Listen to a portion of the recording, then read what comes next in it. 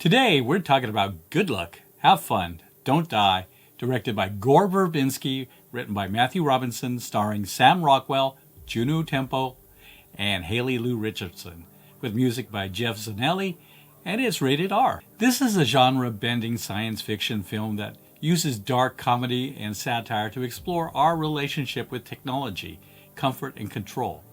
This review is spoiler-lite and won't discuss major plot turns or the ending. Hi, I'm Rob, and this is A Constantly Racing Mind, where we break down sci-fi, horror, action-adventure, pop culture, and all things geek. Every frame tells a story, and we focus on why these stories work, or don't. If that's your thing, hit subscribe and ring the bell so you don't miss future deep dives.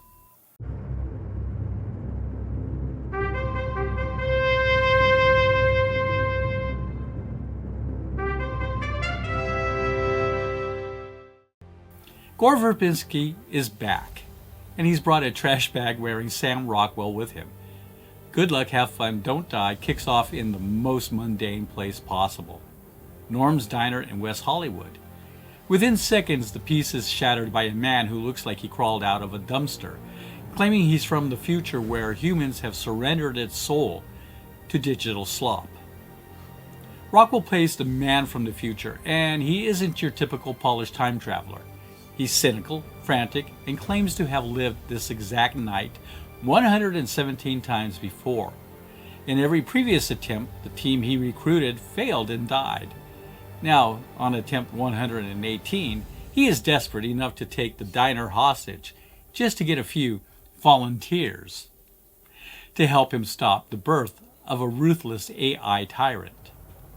The recruits are a motley crew of everyday people who all share one thing: a deep personal scar left by modern technology. Ingrid, Haley Lou Richardson, a woman with a literal physical allergy to Wi-Fi and cell signals. Mark and Janet, Michael Pena and Zazie Betts, two high school teachers who are watching their students turn into a hive mind of phone-addicted zombies. Susan, Juno Temple, a mother grappling with a consumer-grade solution to grief that feels like something straight out of Black Mirror. The mission is to escort the man from the future across a chaotic Los Angeles to find a 9-year-old child prodigy before he can finish the code that collapses society. The film is structured in tiers or levels, with the team facing increasingly surreal threats, from masked hunters to bizarre digitally textured monsters. Unlike the sleek, chrome-plated futures of most sci-fi, Verbinski presents a world that is whimsically bleak. It's a satire of our current algorithmic overload, where the apocalypse doesn't look like a nuclear blast, but rather a world where everyone is too busy scrolling to notice the walls closing in. One of the most interesting things about this movie is the production itself. In a film about the dangers of AI, Verbinski mandated a half-photographic rule, ensuring that at least 50% of every frame is real, tactile, and photographic. This gives the action a handcrafted energy and a sense of Rube Goldberg-style mechanical chaos that CGI just can't replicate. This is Gore Verbinski's first feature in several years, and it feels intentional. Not a franchise extension, not a safe return. It's an original story that sits uncomfortably close to the present. Matthew Robinson wrote early versions of this script nearly a decade ago, long before AI became an everyday topic. That kind of matters because this film doesn't feel reactive. It feels like something that's been waiting for the moment to catch up with it. Sam Rockwell carries the film with a kind of controlled instability. He's funny, he's anxious, exhausted, and emotionally grounded all at once. Even when the tone shifts quickly, there's always something human underneath the performance. Juno Temple brings emotional immediacy.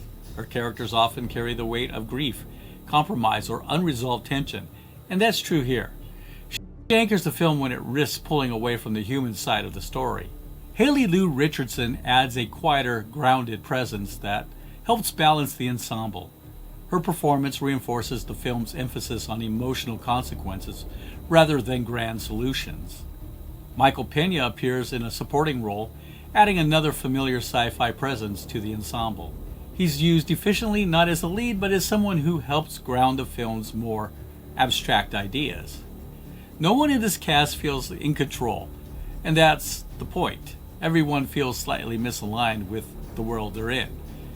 Verbinski deliberately avoids sleek futurism. The world here is cluttered, uncomfortable, and tactile. It doesn't look optimized, it looks lived in. Cinematographer James Whitaker reinforces that choice. Frames are dense, lighting feels motivated, the camera observes more than it instructs. You're not told how to feel, you're left to notice when something just feels off. This is a film that resists polish. That's not by accident, it's part of the argument. Geoff Zanelli's score stays restrained. It doesn't tell you when to be afraid or when to relax. It creates space instead of filling it. That restraint seems to matter in a weird film like this one. A louder or more aggressive approach would have made the story simpler. Instead, the unease creeps in slowly. Without giving anything away, this isn't a story about technology rising up. It's a story about technology asking to be liked. The film is interested in engagement, comfort, and the quiet ways people give up control when systems promise relief. It asks uncomfortable questions without offering any answers. This is where the film really clarifies what it's interested in. Despite the framing, the story isn't actually about artificial intelligence as a villain. There's no apocalyptic machine uprising in the traditional sense. What the film keeps circling instead of is how easily people surrender attention, agency, and the responsibility when systems promise comfort or simplicity. The group assembled by the man from the future isn't heroic in the usual way. They're ordinary people reacting to extraordinary pressure. Each one represents a different response to a world that feels increasingly automated, distractive, and out of control. Some adapt, some resist, some simply run out of time. The threats in the film escalate in ways that become more surreal than logical. Reality starts to feel unstable, exaggerated, and occasionally absurd. That tonal shift isn't random. It reflects a world shaped by systems that remix ideas without fully understanding them. The result isn't efficiency, it's distortion. Rather than offering a clean technical fix, the film keeps asking a harder question. Even if you could install safeguards or controls, would that actually solve the underlying problem? Or are we trying to engineer our way out of something that's really about human values, judgment, and meaning?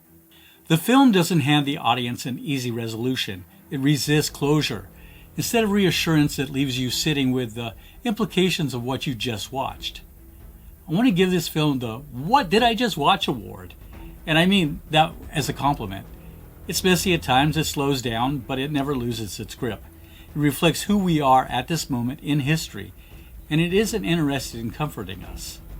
This is a Gore Verbinski film, through and through. The same director who turned Johnny Depp into Jack Sparrow lets Sam Rockwell lean fully into controlled chaos. Some viewers won't connect with the AI or VR elements at all. Others will recognize themselves a little too clearly. This film isn't for everyone. Through a philosophical lens, I found it engaging, unsettling, and surprisingly honest. Rating 4.5 out of 5. Good Luck, Have Fun, Don't Die is a rip-roaring dark comedy that asks a very 2026 question. Can human creativity survive in a world where the machines are already learning to do it for us? It's unhinged, it's ambitious, and it's a welcome return for one of cinema's most visual directors. But before I wrap up, a quick note. As you can see, I'm wearing one of the new Constantly Racing Mind shirts. If you like the channel's focus on sci-fi, tech, anxiety, and pop culture analysis, check out the geek apparel merch on the blog. Links are below. Supporting helps keep these reviews independent and original. I have other geek-inspired shirts in there besides ACRM stuff. So if you've seen the film, let me know what you thought, without spoilers. If you have, I'll have a spoiler discussion coming soon. And remember to check out my friends at Run P, because the theaters don't have a pause button, and the folks that watch the film let you know when is a great time to take that much needed bio break. They find good times when things are slowed down, and they provide a summary for the times you are gone. Check out the next video, and I'll see you next time.